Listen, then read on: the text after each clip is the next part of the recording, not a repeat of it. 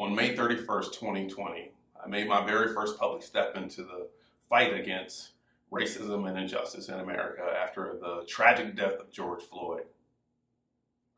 That first step was when I posted a series of very provocative photos that were intended to give you, the viewer, an inside and personal look into the deep sadness and frustration that I was experiencing. Shortly afterwards, I was invited onto a virtual panel where I said to over 700 people who I couldn't see that the next step in the fight against racism and injustice in America was for white America to examine themselves.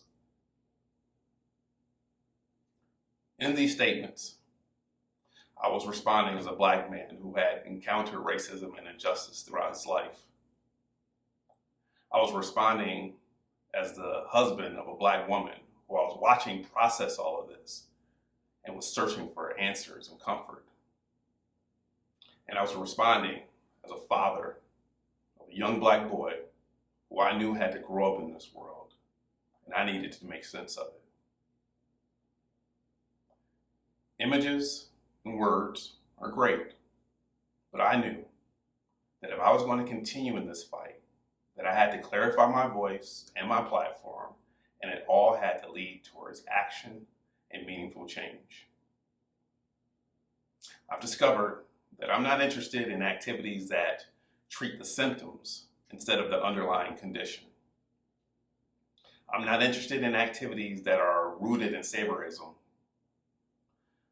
nor am I interested in activities that put people with different views and opinions against each other. What I am interested in are activities that affirm the dignity and worth of all men and women, that push back on poverty, aggression, and racism, and embrace healing repair over punishment and shame.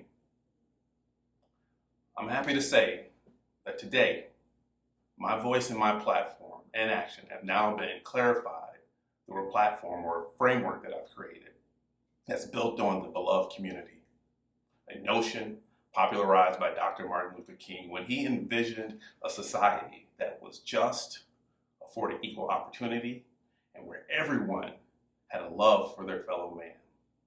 And the restorative justice, an approach that takes offenders and victims of crime and brings them together into an encounter where the goal is towards healing and repair.